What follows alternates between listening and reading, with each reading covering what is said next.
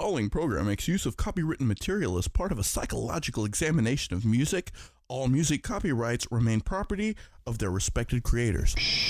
Hey, silly billies, before we go into today's show, I gotta do a quick little bit of house cleaning. Just manage with me for just 2 seconds, man, and I promise I'll be done with. If you go to our website, conversationalistpodcast.com, and you click on that there merch button, you'll find some very, very, very good-looking t-shirts with yours truly on it. That's right, me and John, we got t-shirts, we got stickers, we got flyers, we got bookmarks, we got all this cool stuff that'll make you even more cool if you have it. So go over to conversationalistpodcast.com, click on the merch, order you a t-shirt for you and your boo, get matching t-shirts, whatever you want to do. We got from small, medium, large, extra large, and if you're on the hefty side, we got a double XL just for you, babe. Anyways, check it out. Make us rich. Oh shit, we're back. Welcome to the Conversationalist, folks. In today's episode, we go into the dark world of goth music. Yeah, you could say we go into the dark world of goth. Very accurate impression of a goth kid. No. What do you mean? We listened to some pretty interesting music, and we got into a new genre of music that we have never touched before. Can I smoke in here? You can vape all you want, sir. No, like a Marlboro. Do goths smoke marbles? No, they smoke the cloves. Oh yeah, we smoke cloves. Because they're black. Stop talking like that. Anyways, yeah, dude, we listened to some new music today. Well, not new to us, but as far as like what we're doing with our show here, we dove into a new genre, new style, goth. I guess you could say goth, dark wave, gothic music, yeah, goth rock, that weird shit, man. And it was real fun. You gave me a list of bands that I'd never heard of, and I love it when you do that. I wish you would do that more, and I wish I could do that for you more. But you sent me I woke up this morning at 6 a.m., don't know why I fucking did, and it got it. Well, no, I know it, because you sent me a fucking text message. I do sense your sarcasm. It's like you see right through me. But no, you sent me a list of bands, and I got to listen to them. Some of them I really enjoyed, some of them not so much. But you know what, man? I went for it. You know, I wasn't scared. I wasn't scared, homie. So I definitely would recommend you check out some of these bands that we listen to. Yeah. And definitely let us know what you think, man. We definitely want to try and keep this communication going on between you guys. Let us know what you think about these certain bands. If there's any bands that you like of this genre, you know, we want to open the door for you. Just be like, yo, man, that band was good, but check out these guys. That's what I'm aiming for, man. That'd be pretty cool. Right? Right. Exactly. Thank you, sir. But yeah, man. Let's go into the show. Make that sweet transition, bro. Like, welcome to the Conversationalist. Let's talk music.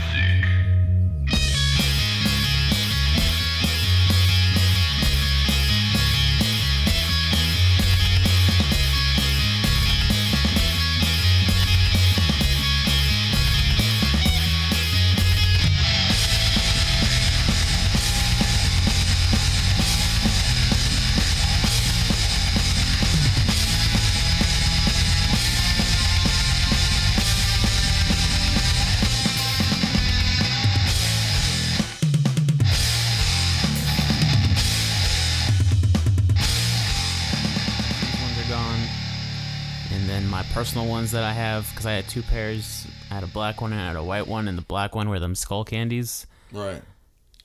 They just stopped working, or at least one side stopped working. So that's pretty much like, if one's gone, then. Well, I got those JPLs that sit on my neck. Mm-hmm. I fucking love them. Do you think that's a more acceptable version of like the douchebag Bluetooth, like the blinking? It is the douchebag Bluetooth. But I'm just saying, like, whenever you had the fucking thing in your ear and it was blinking blue, you would look at them like, that motherfucker's a fucking douchebag. Yeah. And probably. I vape now, too, so. Yeah. Did the vape come with a butt plug? I was just curious if it did or not.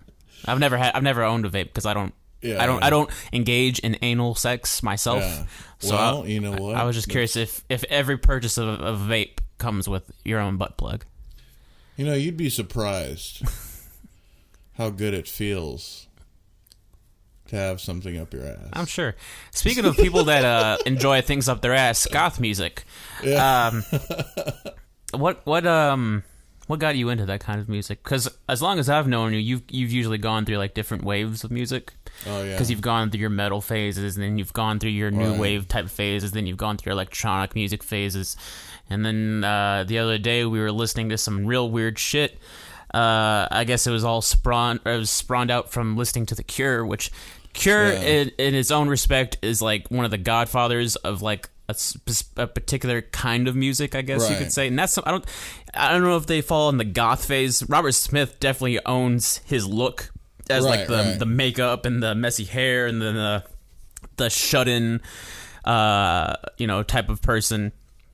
Which I imagine, when he's around his fellow goth people, he's just a riot to be around. Because it's Robert fucking Smith, man. He's the fucking say man. A riot, but I mean, these people are, there's no energy.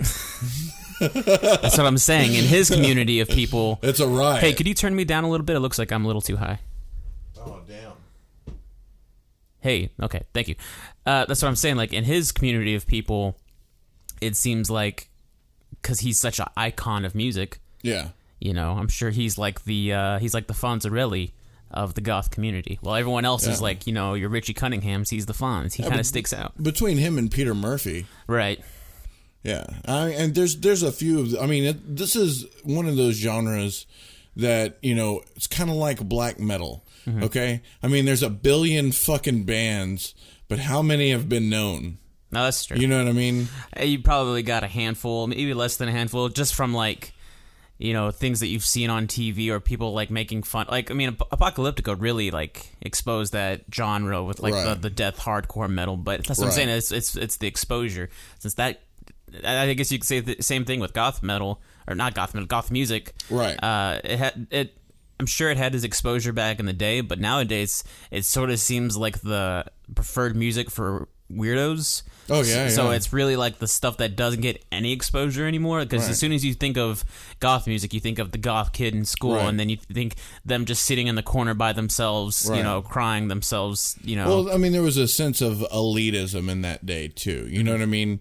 And it's the original fucking hipsters. You think goths are the original? Oh yeah, absolutely. Oh. Because when you put it together like that, you've probably never heard of this band. Probably never heard this. Yeah, exactly. Okay, yeah, in that sense. I think it all stems from the low self-esteem, I guess, that they carry around, and then feeling like they have nothing but except like that one album that they cherish more than anything. And then once somebody else discovers it, it's like, this isn't your band. This is my fucking band. This is all that I fucking got.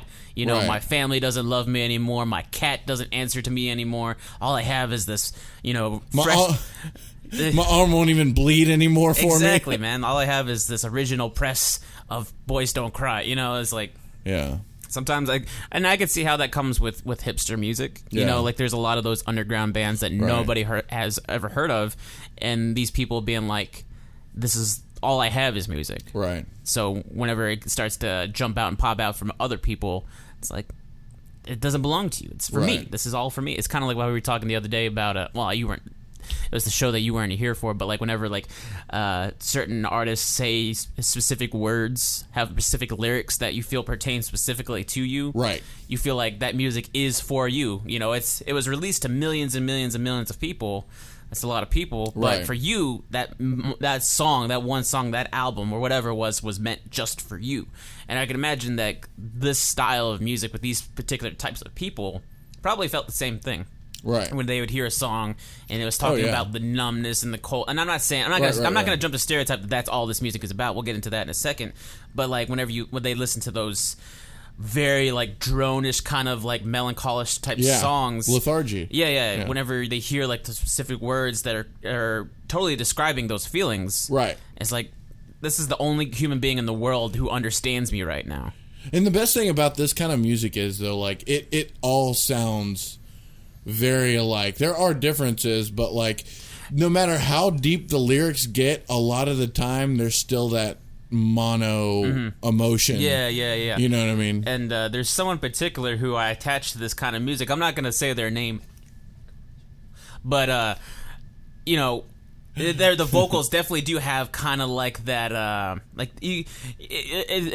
a lot of songs are like the whole tone of the song really is created through the voice, Right. Because that's really, I mean, the music has this part in it, but it's really the words and the message that you're trying to create and how you deliver it that really leaves the lasting impression. So whenever you hear someone that's like, no, no, you know, like sounds like they're just like dying inside while singing. Well, like, it sounds that's like, what you gives know. it the character. I know it sounds kind of like little bitch kind of music. Well, but yeah, I mean, it's kind of like they've got something going on drilling into their asshole at the time.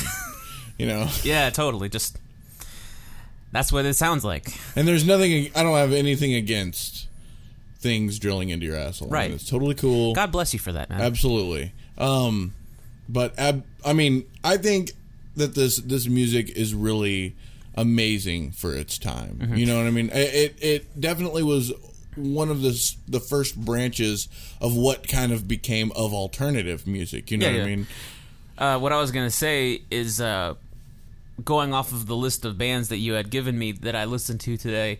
I was beginning to notice whenever I was like looking through their discographies how they have like an album out this year, 2016. So I'm like, how old is this band? And then you go through every album and you figure out that their first album was like 1983 or 79. Yeah, and I'm thinking, holy fuck, they lasted this long. Fucking bravo to you, sir. You know, that's a feat in their own, like a victory in their own that they lasted this long. So I compare and contrast what their most recent stuff sounds like versus what their very beginning stuff sounded like. And some of these guys, if you look at the time period where it's like that late 70s, early 80s music, metal hadn't quite arrived. Right. So you're still kind of in like that punkish, new wave-ish kind of feel.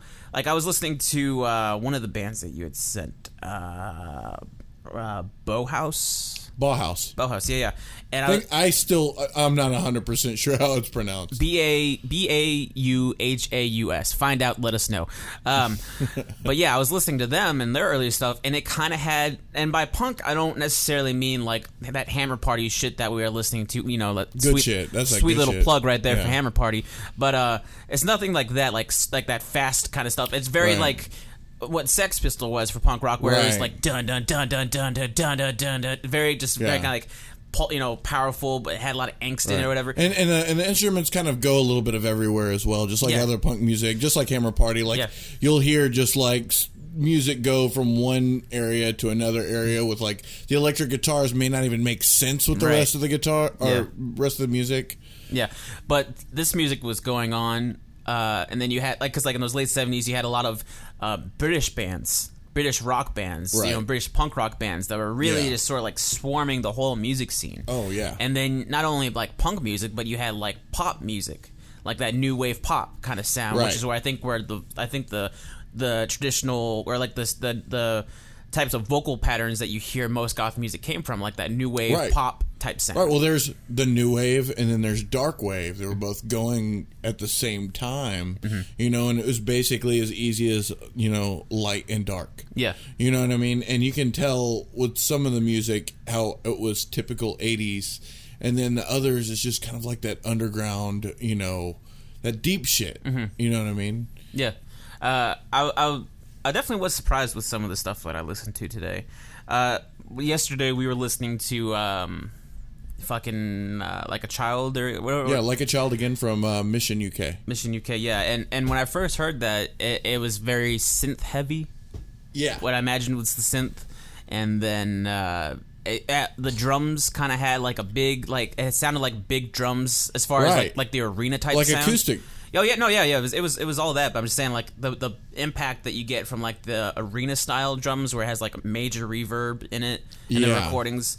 That's one thing I was gonna say actually, and one thing that actually makes all of this goth music, I swear it's every single song, and it makes it goth music, is the excessiveness of reverb in either acoustic or electric drums. Now, for the people who are totally unfamiliar with reverb, how would you best describe like what reverb is and what it does for the song? Echo. Okay. Giant room. Yeah. You know what I mean? Just that, not necessarily like a delay, like in your voice, but it's definitely that sense that when you play a sound, you know, it's filling a room. Right. It fills a theater. It fills, you know, whatever, and it's measurable in music. Yeah. And easy to control. Especially if you're working on a song or whatever, and you're working off the headphones, or if you're working off the speakers that you have with you with your little studio or whatever, you crank that reverb all the way up. Your little home studio turns into a goddamn like opera room, like as far as like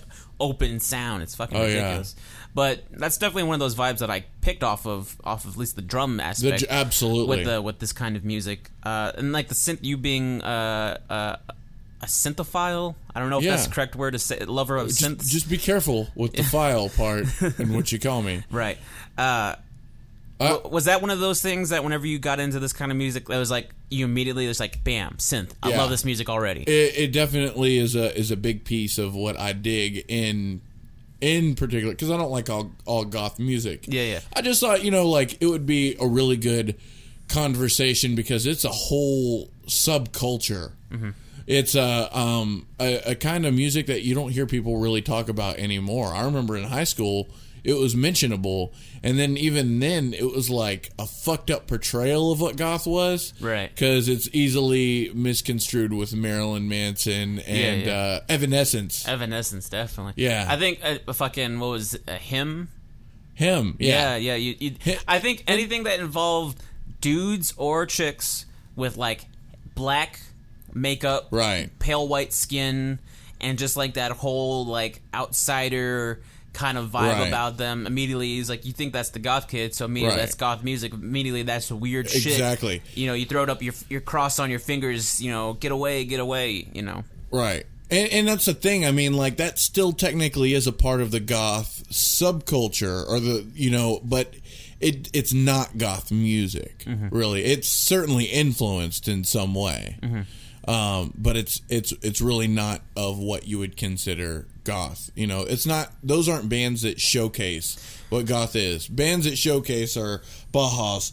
I think it's actually Bauhaus, Joy Division, Sisters of Mercy. But do you think that? And I'm not trying to defend these bands, but they may not be trying to like emulate what goth is supposed to be about. But you can probably imagine if you read this list off to one of those people, like, probably half the list was probably some form of influence for them, or at least something in their sound. So they may not be like trying to keep the thing going, keep the tradition going, but it's like that was an important thing to them. Like I know a fucking Blink-182, pop punk, so influenced by The Cure. Oh wow. So it's like well, I mean, I think that's the thing. I mean, I think that goth music at this point is mostly like a part of history. Mm-hmm. You know what I mean? It's not that there isn't bands, because I can think of one good band that we both listen to that I think that you would probably agree falls under the category of what goth was. What's that? She Wants Revenge. Oh yeah. It's funny. I wasn't expecting that, but in the back of my head, like his voice was playing through my. She Wants Revenge. The singer. Yeah. Very that monotonish thing that you're talking about, and even still like the bass, kind of like the deep bass, and like the I think it's one thing I love about this music, dude, actually. He uses all the drums come from a drum pad, but still like, and that's a lot of what happens with the goth music. Yeah, it's all drum pad stuff. For the most part. It definitely, because I think in the early days, from like late 70s to early 80s, I think it very much was still like that full band format. Right. You know what I'm saying? But I think probably as soon as electronic music became more popular, that's where the keyboards and the synths and all of the drums, drum machines, all that stuff. That's probably like late 80s, early 90s. Well, I mean, the earlier stuff is obviously more acoustic instruments, right. And then eventually everything finds its place being real heavily industrial. Mm-hmm. You know what I mean? And that's where it's hard to kind of break off. Like, I was talking to Christy about, goth music, and she was like, would you say Nine Inch Nails is considered goth? Mm-hmm.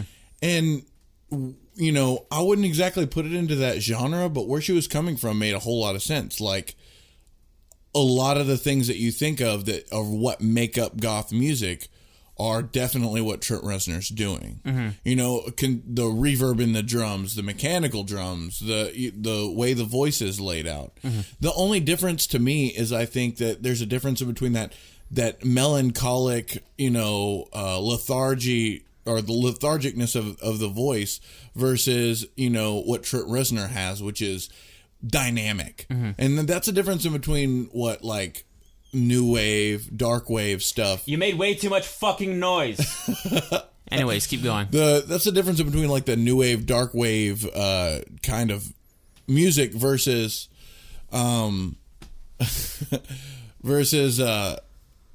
the dynamic aspect of it. Right. The pop aspect of it. You know what I mean? Do you think, well, okay, before I ask this next question, I'm going to ask you another question. What do you feel is like the definition? Because we've been talking about like what goth music is portrayed as or what it's supposed to be. To you personally, like what is like the definition like of what constitute as goth as a genre? Well, I can only definitely certainly answer that personally because that's all I want. I don't want you to read me a fucking Wikipedia definition. Well, I mean, there really couldn't be one. You know what I mean? Because it is a personal thing. Yeah. I think that it's just a combination of instruments and parts. Like I think that friggin' echo or the reverb in the drums is a piece. A fucking fat bass on top of whatever it is. Dark lyrics and kind of a specific, like the tones go back and forth.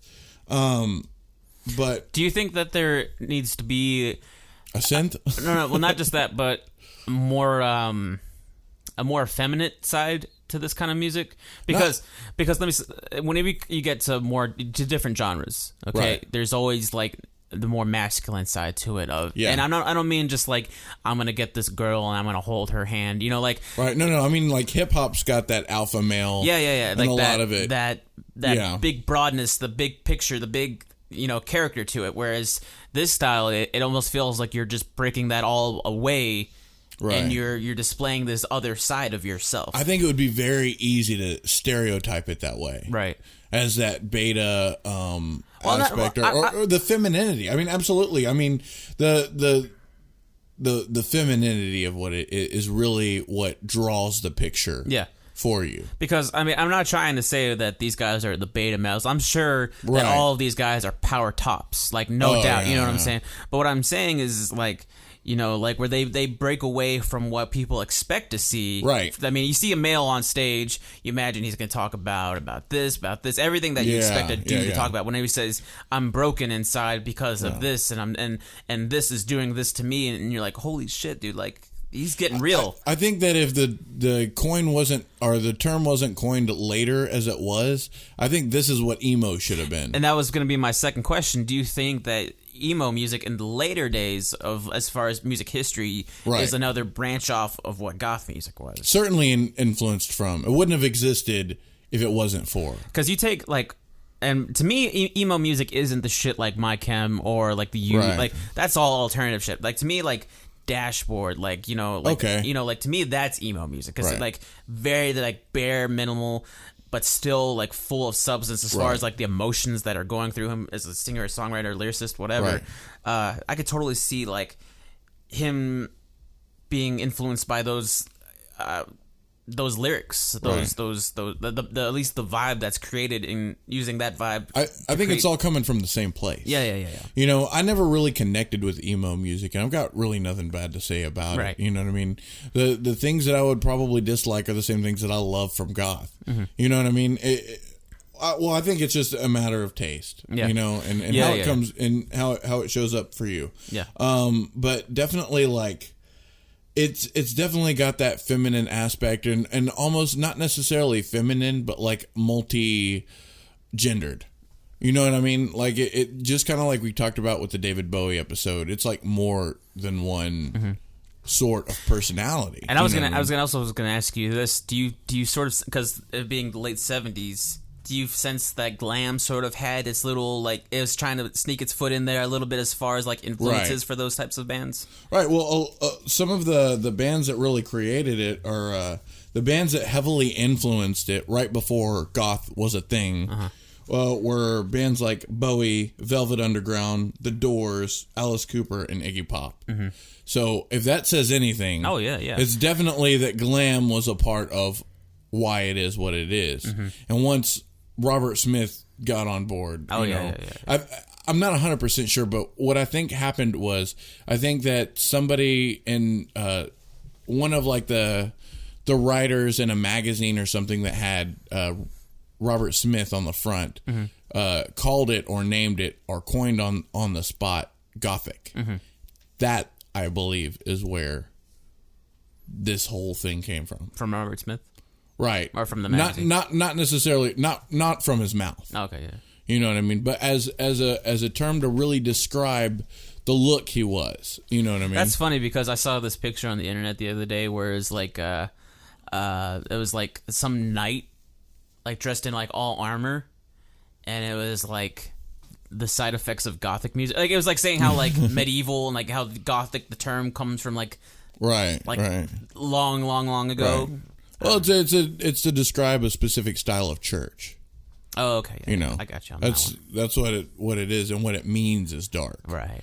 You know, so I mean, it's all about architecture essentially. I see. Whenever I hear the word Gothic, though, I don't think of Yeah. architecture. I think of fucking Hot Topic. Yeah. I think of all of the kids that drag their families. Have you ever been in a Hot Topic whenever there's the one black sheep of the group and they have like 4 of their family members, all normal looking white people, just looking at everybody like, I cannot wait to the most, fucking get to one of the most Banana like Republic. one of the most painfully like embarrassing things to witness, which is something that I definitely gone through, is whenever like you just want to buy like this band tee and like maybe like a spike bracelet or like something like just to give yourself like that image, and you're just waiting at the cash register with like your mom and like your dad and like your younger sibling, and you're just like, I just want this, I just want to get out of here, I just want to go, and it's like you that's like one of those painful moments. Truly like a painful moment inside. I've always enjoyed it. I'm sure you have, but I mean, I think it's one of those things I considered painful whenever I became an adult. Right. And I looked back, because like I've had so many moments where I've looked at myself whenever I was like a teenager and it's like, that was so fucking stupid. See, I'm more at this age worried about being,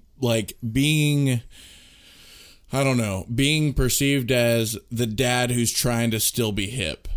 You know what I mean? Like in some aspects, I think that there's probably truth to that, but the reality is I kind of fear being the try to be cool dad. You know what I mean? Well, you do smoke a vape, so you're definitely you're almost there. No. I've always enjoyed going into the Hot Topic whenever I was younger, just because it was fucking weird. No, yeah, you know what I mean? it seemed like the right place to go, the right place to be at the right time at that certain age. Well, ultimately, both you and I were of that subculture. I would say so. It was really weird for me if we're talking about subcultures towards this music, because I got called goth kid. I'm sure you were called a goth kid. Right. Many friends of ours were in that group. But we weren't really like goth. Someone once claimed me a satanic Hispanic, and I think they just had fun with it because it's a cool play on words. It rhymes, yeah. But it's like I was like hardcore Catholic. Yeah, I'm 100% Mexican, but I mean, here, listen to my accent. So it's like, who are you? What are you trying to label me as? You know what I'm saying? So whenever like we would go to school and like we'd be dressed in the all black, and you had the fucking trips with the chains, and I had like my skull hoodie, and like we were just like we were alienated from everybody else, and how quick everyone was like goth. Right. Well, see, interestingly enough, like I've always associated goth and Christianity very similar together. Mm-hmm. I mean, other than just the obvious imagery of crosses and stuff, you know. I remember whenever I was young, you know, I would go to this, like, there was this get together, kind of like what we had in our town. It was like we go see that concert or whatever, the Christian concert. Played at it. You keep talking, I'll think about it. All right. Well, either way, there was one in Willis. It wasn't necessarily a band, but it was a thing that all of us kids went to, and it was a neutral grounds. Yeah. It was something, and actually it was Conroe. It was like a church get together every other Wednesday night or whatever, and then like it was only goth kids that went. Yeah. And I remember whenever we did Teens for Christ, it was only like the goth kids, or like the darker, the metal, the freaks, whatever, that went there. And I've always kind of associated them together for so long, black lipstick, black nail polish, Jesus. Right.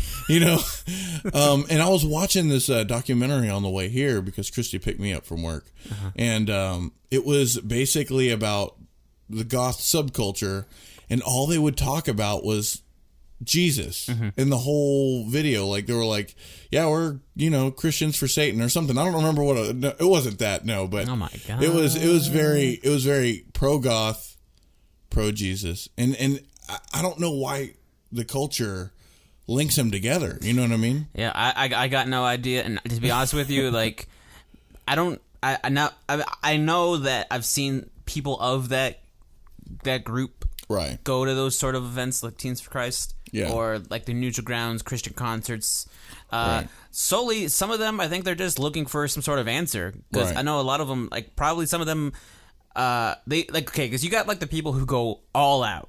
Yeah. With as far as like the whole look of it, Right. where you got like pale white skin or makeup Right. or whatever, and then pitch black hair and like these long dresses or like outfits that they do, and then you have like the casual person that just has nowhere to go. Yeah. And they're just Just sort of a like band T-shirt. but they still kind of get tossed into that weird category Yeah. because of how alienated and how like separated they are from the norm. Well, so they maybe kind of get tossed into that. So I think whenever they go to those certain things, I think that they're just looking for the answer to them. If what people perceive as the answer, quote unquote, the one answer. So they're just trying to find some sort of purpose. I think also it could just be a general, sense of honesty. You know what I mean? They do what they do, like they're apathetic, as opposed to like the kids, in school that we weren't really as accustomed to hanging out with, which were a little bit more fake on certain aspects. It's like we'll do whatever our parents tell us to do, or we'll do whatever the school has set up. Versus I don't know. I guess it was just an outsider thing.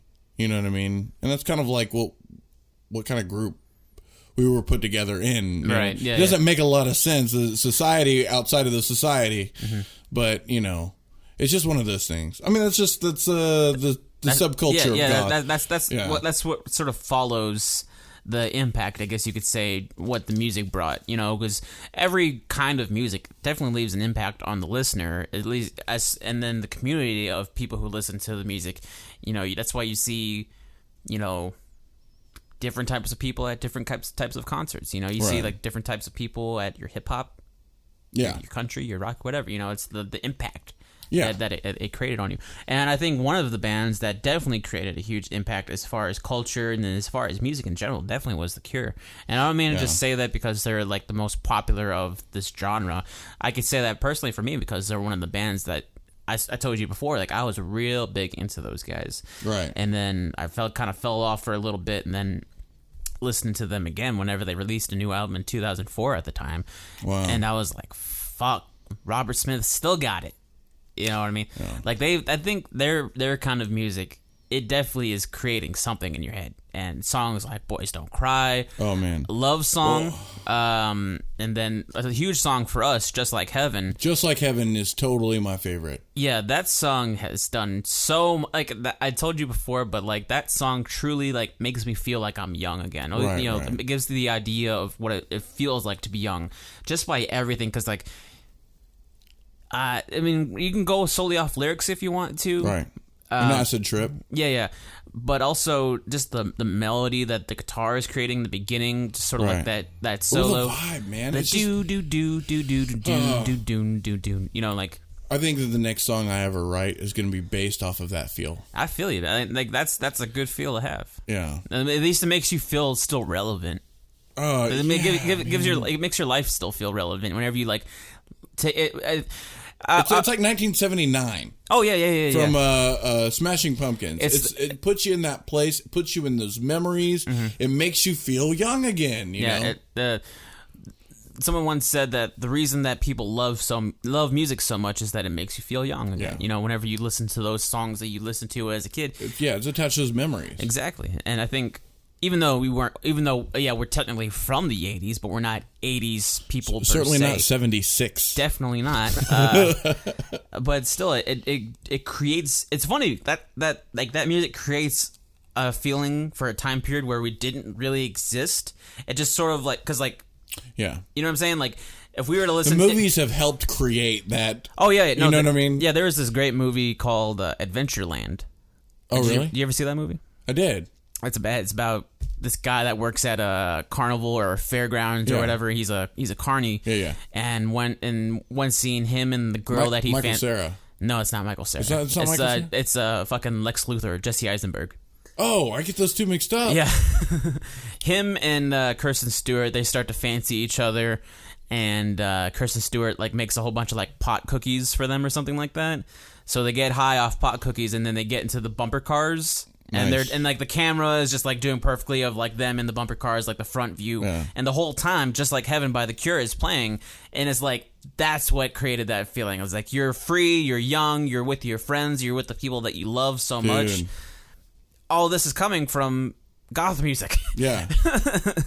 Yeah, I mean, and that was probably more considered, new wave. Yeah. No, I'm just saying, like, that band that's right solely known for like that being at least the image of that. There's certainly a level of positivity that also comes from dark music. Oh yeah, there's an optimistic feel to it, especially like Friday I'm in Love. Oh yeah, that one.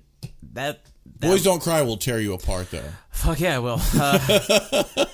Even fucking Love Song in a way that'll it's got both feelings. Whenever I'm with you, I feel free again. Whenever I'm with you, I feel clean again. Yeah. It's like shit, man. You're starting to hit the hard feels on that one. Whenever I'm alone with you. And I thought 311 did an okay job with that song. Yeah. I mean, it was for a fucking movie soundtrack. What movie? 50 First Dates. Was it? And it takes, I didn't like that. Well, that I know. version, It took place in Hawaii, and like they have that whole reggae Yeah, feel they to their do, band, they so it absolutely. all matched up. And they did an okay job. I mean, for me at that age, that song, like I remember one of my first girlfriend ever, like that was our song, and it was like, okay, it's doing something right. But then you hear the Cure version, and like that's where like that brokenheartedness vibe that comes from goth music is like you really feel like you feel his broken heart. Whenever he's singing, man, it's like it's beautiful, man. It's beautiful, but sometimes it's just too damn fucking hard to listen to, man. It's like, see, I like that stuff though. Like here lately, and it's probably not a good thing, but here lately, I've been like really, aesthetically attached to like tragedy. Mm-hmm. You know what I mean? Like I've been listening to podcasts lately about like really dark stories, fucking real life 911 calls, and I fucking get choked up. But it only makes me more addicted. What was funny is that a recent guest of ours, platinum selling artist Christina Walters, she told me that whenever like you're in that moment in like that rut of like being sad or whatever, right, and how you like decide to like stay in that moment, it's more of like that masochistic type feeling, like you want to stay in there because you're like torturing yourself, but like you kind of want to just stay in that moment. Yeah. I don't mean to go into anything, but like, is that kind of what it is? Like, whenever you like listen to like those songs that are like, I think it's the same thing as like, I think it's I wouldn't consider it masochistic. Masochistic is almost more like a disorder. You know what I mean? But I think that everybody in some way, I guess I shouldn't generalize quite that large, but I think that. It is human for us to enjoy things that are, that play with our emotions. You know what I mean? That's why we watch tragic movies. That's why we watch fucking, Special Victims Unit. That's why we watch, why we listen to Goth. I think that there's. But I'm trying to put myself in this whole perspective, because I feel like I don't listen to like that kind of music unless I'm in a place and I need like to stay in that place for a little while, and like sort of like if I was ever depressed, like I don't consider like the Smiths to be goth at all, but like definitely like some of their songs were like really truly emotional, like the same feeling effect. I would probably consider them in that field. They did some stuff. The same kind of feeling that like The Cure did and like some of these other bands did with their music, as far as like their lyrics and their melancholy to it. And I was like, I would just listen to the song. Oh, I put the fucker on repeat and fall asleep to that shit. Yeah, That's how much fucking pain I'm in. Yeah. You know what I mean? Well, I mean, it's the same thing when we were in a band, man. We'd have songs that were fucking... It wasn't quite sad. It was more angry than anything. Uh-huh. And then you'd still want to play those songs. It wasn't generally just because you wanted to practice it. You felt them. I think that was just you, because I was more of a one and done kind of guy. It's like, I have all this energy like just pent up inside of me. And I need to release it. Bam, song's over. Okay, it's done, it's gone. But you're like, fuck it, let's go one more time. It's like, oh yeah, you clearly had some shit going on. Like, I felt better after the first time it was over. Yeah, like, me, I'm like, let's Office Spaces, break some shit. You know what I mean? I don't know. I guess that's just different types of people. But what the fuck was I even saying? Yeah, you were saying like why people listen to that stuff. I think you kind of have to be in a certain area, at least for it to like have a bigger effect on you. Like, if you're not if you're not like a diehard fan, and you're not like a person that goes to every single show, you follow the band, you love everything they do, no matter how it sounds. If you're not one of those people, it's sort of like you want to just put yourself in that moment. Yeah. You know what I'm saying? That's absolutely true for me. Yeah. I mean, you know that I shuffle across different genres of music, and just like, sometimes I feel like a nut, sometimes I don't. Right. You know what I mean? Like, I'll be in all different kinds of sorts of music. And, you know, I like weird shit. I like learning. I like getting involved in things like this goth thing right now for like these next few days that I'll be interested in it. Yeah. You know what I mean? I'll be back to political rap. Mm-hmm. I mean, I'll just go everywhere. Right. You know, and I enjoy sailing. You know what I mean? Uh-huh. It's all about my set frame of mind of just learning and enjoying, appreciating things. But do you still think that because of your current mindset, where you're like interested in like sort of like the tormenting type stuff, like, right, do you think that was like a real heavy influence in what brought you to this kind of music right now? No. Not for me. I'm not saying that it can't be done for people, or that it can't be done for me later in the future. Right. I'm just saying this specific time is more so, yeah, man, this is what I'm feeling. This is just different times, certain notes, different effects, you know, I'm into. Mm-hmm. You know what I mean? There was one band in particular. I want to say it was Christian Death. I want to say that I was listening to. Did they get a new singer? I'm not 100% sure on that. Like, some of their more recent stuff was from a female, and then like the earliest stuff was from a dude. I don't know if that was just the track or what was going on. But yeah, like stuff like that, it had kind of like it all feels like it has like that violin, like that orchestrated type feel to it, and that's cool. I feel like that was sort of something that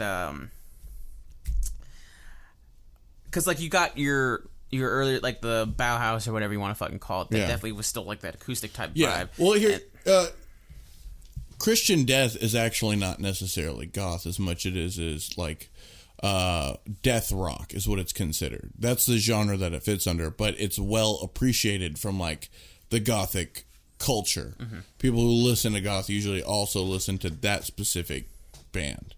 You know what I mean? It's kind of like, they're kind of like the Gnarls Barkley of their group, man. Remember Gnarls Barkley? Yeah. He was like the hip hop alternative guy.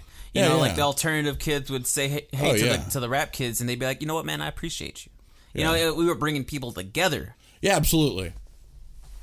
Not to mention Crazy was a fucking throat ass hit. But anyways. Yeah. So that's what these guys were. Christian Death is actually a band that I really dig, but I can understand a lot of people getting thrown off. Mm-hmm. Like, no, I'm not. Like, it is, they use specific words to piss people off, to be offended. It's like almost like Marilyn Manson has his shock aspect. You know what I mean? Mm-hmm. It's kind of like in that same field. You know what I mean? But they do it more lyrically than visually. Absolutely. Okay. Yeah. I didn't listen enough to the music to catch on to that. I don't remember any lyrics offhand now. Okay. But I would consider, like, the singer to me reminds me of, like, an Andy Dick character. You know what I mean? Like, in the aspect of, you know, in real life, he's probably not the guy you want to hang out with. Right. But he's fucking entertaining. You know what I mean? Mm-hmm. And that's kind of like how I feel. It's particularly feminine, but, like, in a really sleazy way. Mm-hmm. You know what I mean? And it's entertaining to me. I really like the sound. I like the feel. You know, and it's I don't know, man. Just, you know, Christian Death. It's one of those, go check it out. Nearest record store. Do you feel like as far as like nowadays, because like we were saying before, like goth music, gothic rock, or whatever you want to call it, really isn't much relevant as far as but that's just towards our paradigm of like, or our surroundings. You know, I'm sure to that audience it's just as relevant as fucking Rihanna work. You know, like that's I'm sure they have their version of like those superstars that stand out, you know.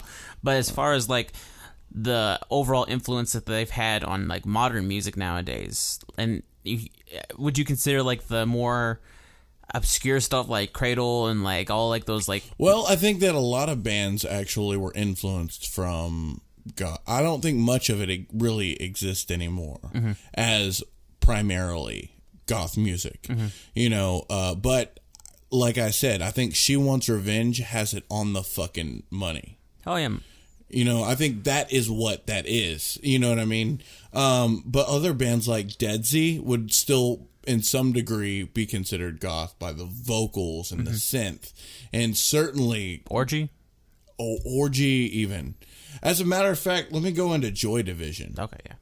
Joy Division is an English rock band, 1976. So it was the beginning of... Same time The Cure came out. Okay. Originally called Warsaw, Joy Division was named after the sex slavery wing of the concentration camp. Joy Division, you know. Ian Curtis is the lead singer, and he suffered depression, a failing marriage, and epilepsy. At some shows, he would have seizures.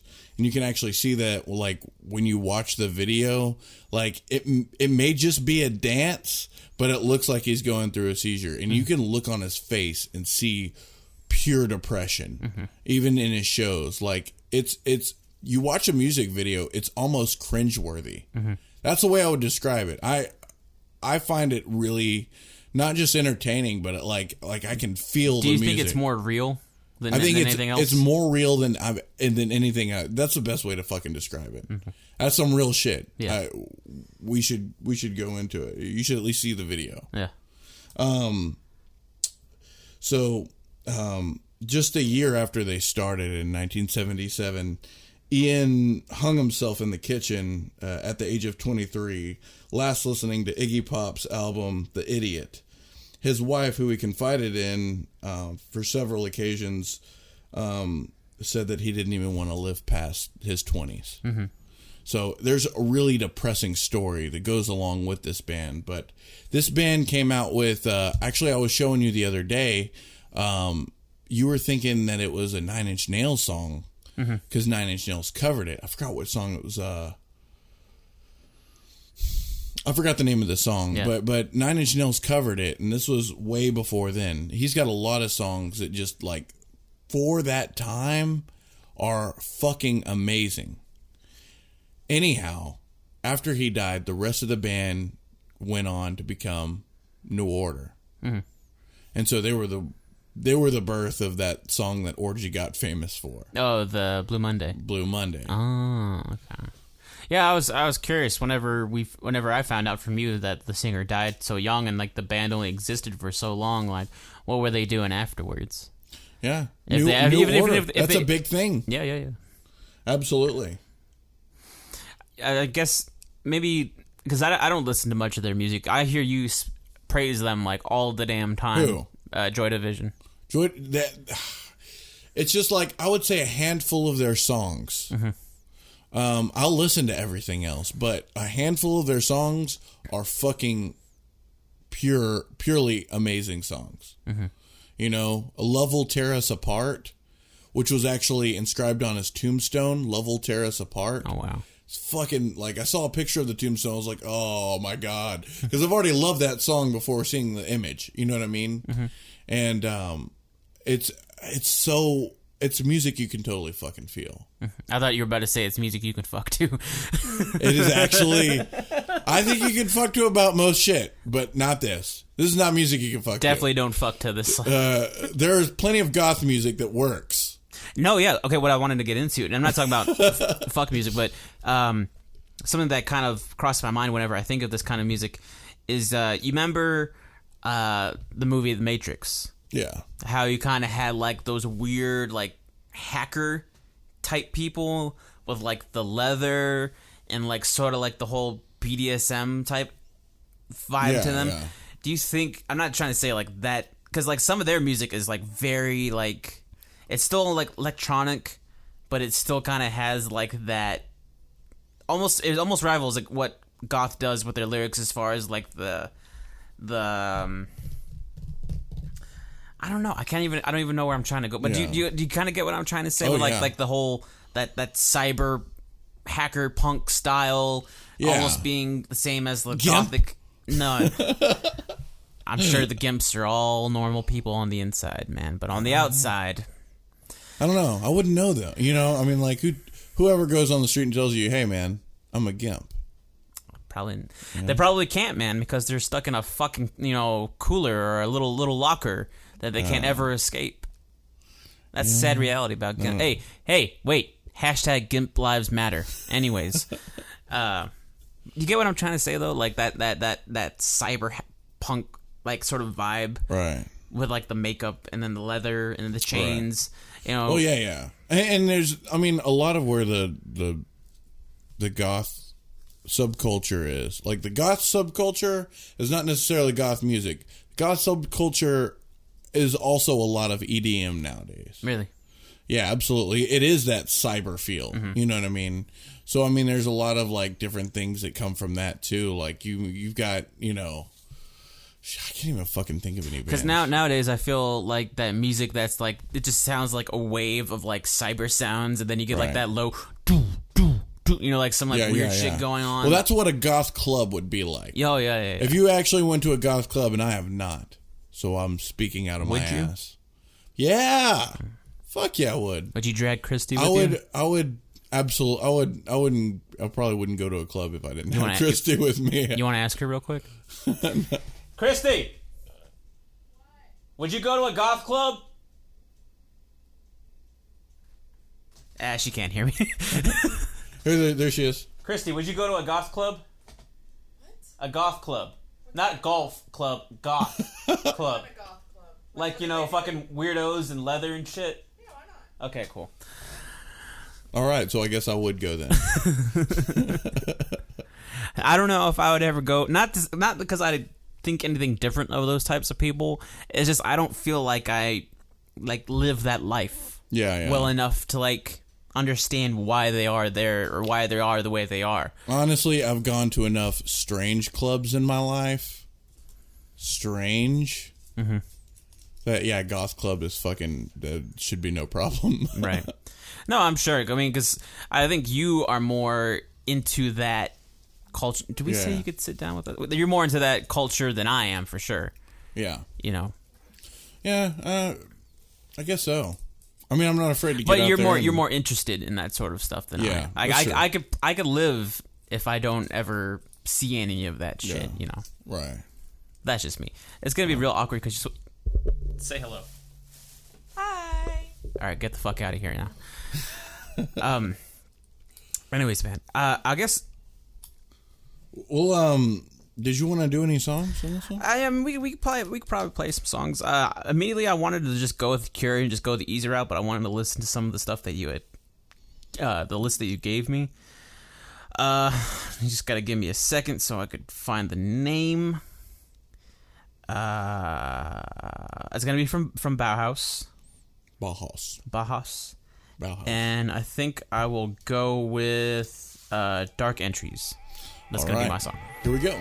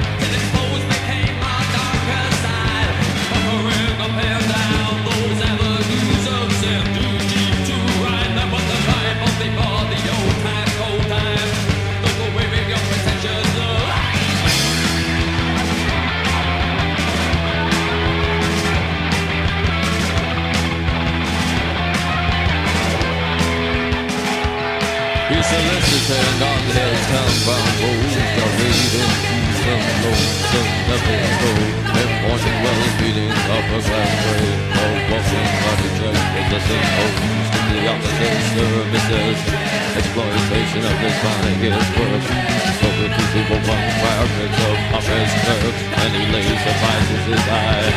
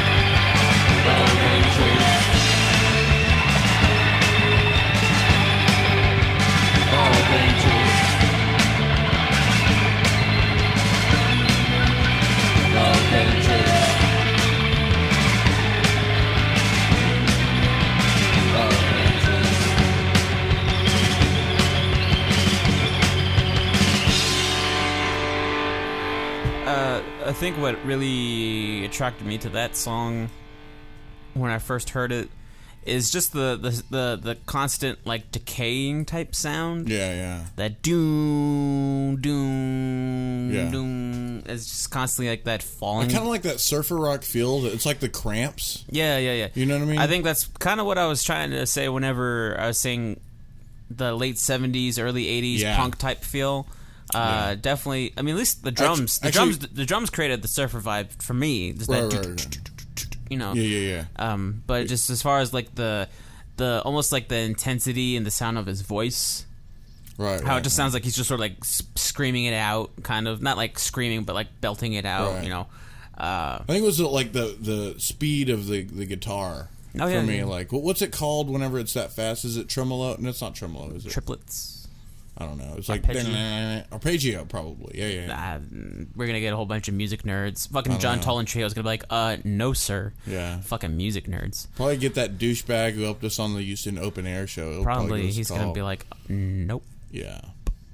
Actually, Bauhaus is like one of like the main bands of what goth is, and I think that you chose a really excellent song to represent the sound. Mm-hmm. Absolutely. Thank you. Yeah, man. One song that is best known to represent, like, it's what's known as the theme for goth music, is from Bauhaus, and it's Bela Lugosi is Dead. That one's a really good one. My favorite from Bauhaus is The Flat Field. I think there's an album called In the Flat Field or something like that, but In the Flat Field, a lot of energy in the vocals. And that one's been, I've loved that song for years. You know what I mean? So right. that's not a new sound for me. Sisters of Mercy is a band that's pretty fucking new for me. And I actually like a couple songs from them. One thing about them is they started in 1977. Their breakthrough was in the mid-'80s. They went on strike in 93 against Time Warner, which accused them of withholding royalties and of incompetence. So they're still going, but they're not doing anything. Like, they're playing shows, but they went on strike. That's pretty interesting for a band that's been around for fucking since 1977. Oh yeah, definitely.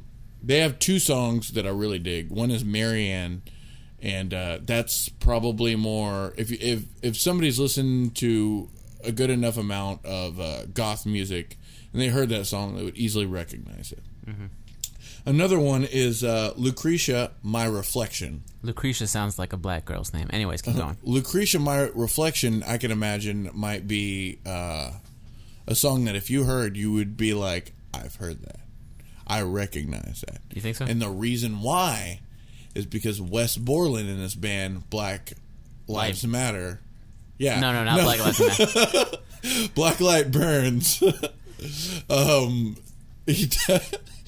He covered that. Oh, okay. Yeah, he had actually. Blacklight Burns has an album full of covers. "Hungry Like the Moon" or "Hungry Like a Wolf" was another one of the songs. Oh, nice. On that album. But Lucretia, My Reflection, I've listened to for a long fucking time because it always showed up on my Pandora. And then I heard it the other day from Sisters of Mercy because I was looking for Sisters of Mercy, which is actually a really great sound, but very close to the Bauhaus sound. You know, Whenever you say Bauhaus, Bauhaus.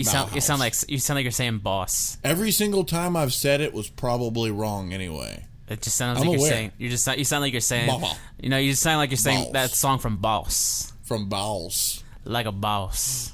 Like a Bauhaus. Write a song like a Bauhaus. All right. So before we get to this special segment I've got, I'm going to go ahead and put in... Yeah. Wait, do we want to listen to a song first, or is the song going to be part of the segment? Actually, I want the song to be part of the segment. Okay, then before So we I'll trade in all the other songs I had in mind. Okay, before we start, I guess we'll go ahead and make a quick disclaimer. We're going to start a new segment for our show, and I'm going to leave an open space for any sort of theme song.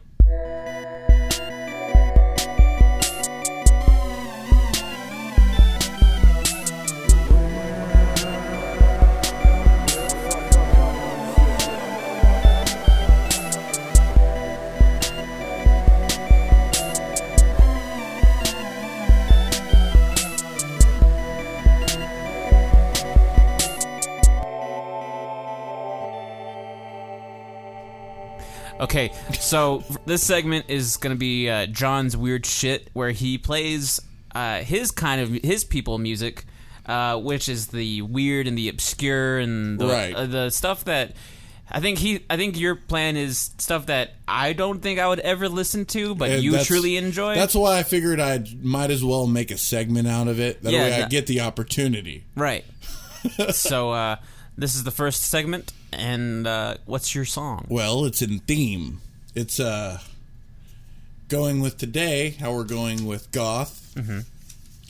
I've got a band called Prayers, who started in 2013. They're an electronic rock duo of Rafael Reyes and Dave Parley, and their frame of music, what they consider their genre, is Cholo Goth.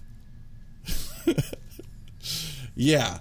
So it defines the general genre of music, which literally explores the harsh realities of gang and street life over throbbing beats and synth, is what Wikipedia told me it was. And the guys, or at least Raphael, I believe, is in a band called the Sherman Grant Hill Park 27 Gang of San Diego. It's one of the oldest gangs, and they're just known as Sherman 27. If you see a picture of these guys, very cholo. It's as cholo as it gets. Are they more cholo than Vatos Locos?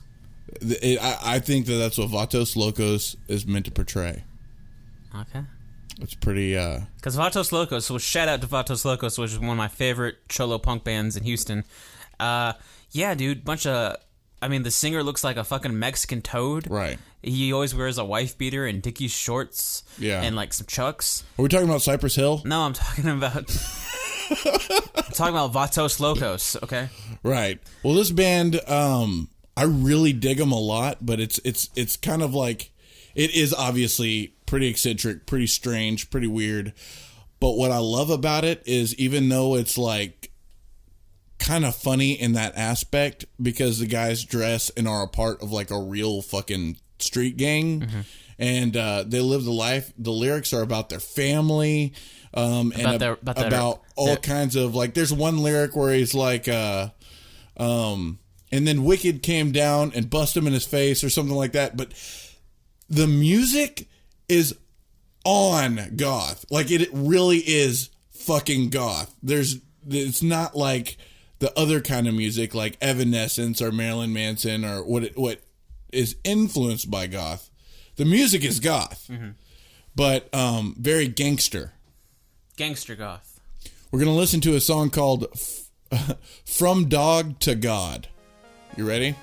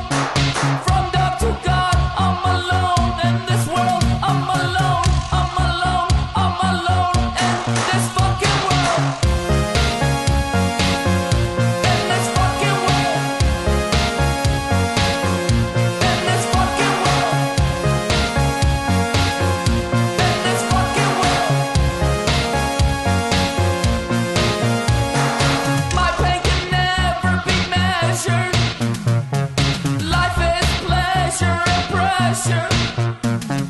From dark to God, I'm alone in this world. I'm alone, I'm alone, I'm alone in this world. Nothing has changed, no money, no friends.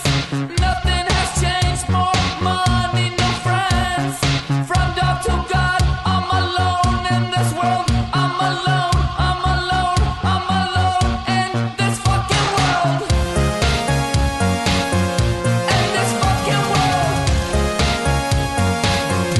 In this fucking world. In this fucking world. In this fucking world. In this fucking world. In this fucking world. In this fucking world. In this fucking world. Pero I hate it when Spider steals my mascara. That's why we had to jump that pendejo Joker.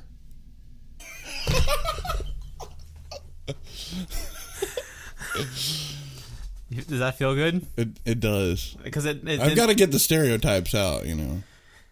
Because that's totally what I think these guys are doing. I think they're phonies. Yeah? I really do. Music was great.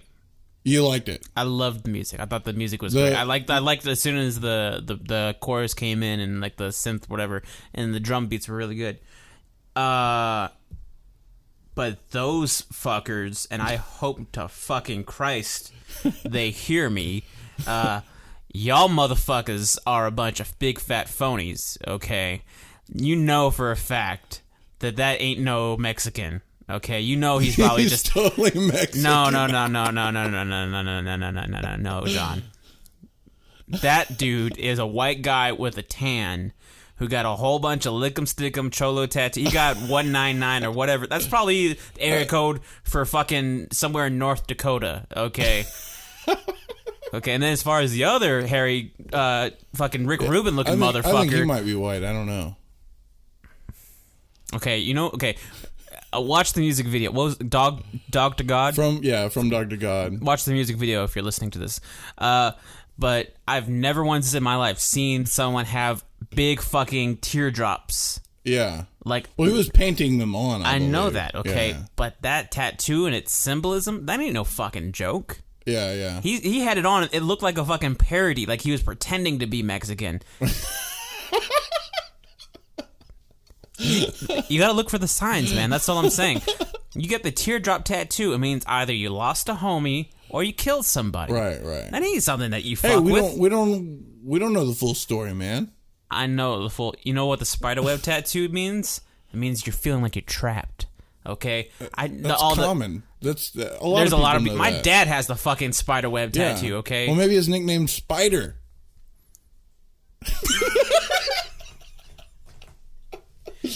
Or Joker or Hector. Who cares? You know, like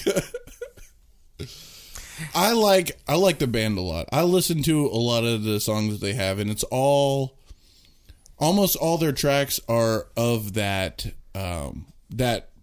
degree. Like, they're all really good. None of them are really far out there.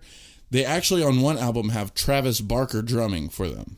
well, he's sort of like an acceptable, he's accepted into the Cholo community because of the tattoos, Right. because of the lowrider sort of lifestyle that he Right. has.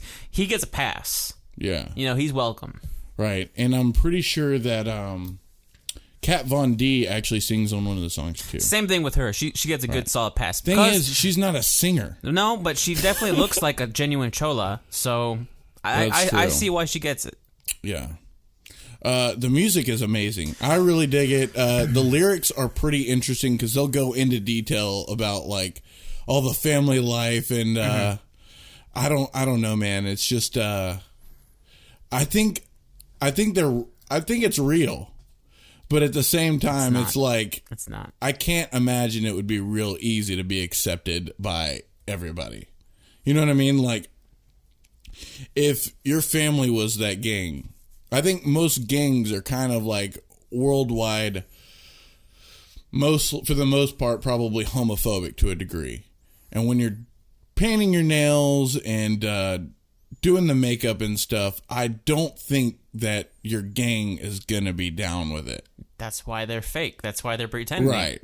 Because if they were to pull that shit off in front of Joker and in front of Spider, then yeah, they would have been shot, stabbed, prodded, all the shit all at once by every single member. Yeah. That's why it's fake.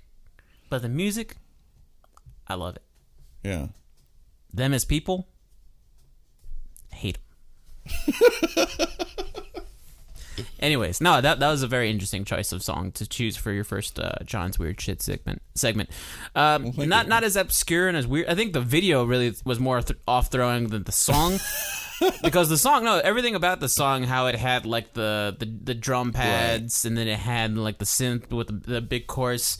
Well, it was not only legit what goth sound is. Yeah, absolutely. Yeah. All the way. It was also real easy to listen to. It's easy for the ear, and not a lot of real hardcore what goth music is easy for anybody to just fucking pick up. The Cure, maybe, obviously, The Cure. Yeah. But like Bauhaus, that's probably you either dig or don't. Yeah. You know, Sisters of Mercy, same thing. I mean, it's all none of it's extreme really to where it's hard to pick up, like Christian Death maybe, but this band is real fucking easy unless you're really listening to the words and you're like, I don't know, bro. Well, no, at least what he was singing, the being alone part, like it seemed like that was just like the overall like message and vibe that he was trying to create, which what he did with that sounded great. Yeah, especially with the music that followed, because it flowed into the chorus real well. I think that with a lot of the other music, there's the music that they have, some of it on the lyrical aspect do sound a little amateur. And then, you know, other stuff, you know, sounds pretty fucking spot on. And if you were to listen to an album, you know, a lot of it does kind of sound alike as far as like similar synth structure, because it's two instruments. Yeah. Or it's really probably one. It's probably just that one thing. That little... It's like a launch pad, but there's more to it. Yeah. It's like a sampling instrument. Yeah, he's probably got a setup as far as like a DJ table. I've seen him play live on YouTube, and it's the one guy running the instrument and the other guy just kind of like monkeying around on the microphone stand. Mm-hmm. So I think it is as simple, and I know that like with the thing I'm looking at as far as a drum machine, it has those synth options built inside. Mm-hmm. You know, so I mean, musically, it's not really out there. You know, one of the songs, "Friends Are Poison," Travis Barker plays on it, and he does a fucking drum solo at the end, and it is absolutely amazing. Mm-hmm. It's pretty fucking good. But I mean, just like I said, like there are some off-putting things about them, but the musical aspect, I'm fucking totally down, and I do like the concept. I like the concept a lot because what it shows, whether it's true or not, what it does is it shows that, you know, they live in a lifestyle where nobody else really understands or completely gets. And what they're doing is, no matter what, they're true to themselves, but at the same time, they're true to themselves in what they want to do and what they carry out. And so, I mean, I think that that's what it represents to me. Right. And so, you know, that's John's weird segment, I guess. You know, that's prayers. I dig it, and I think it works with the show that we got today. Awesome, man.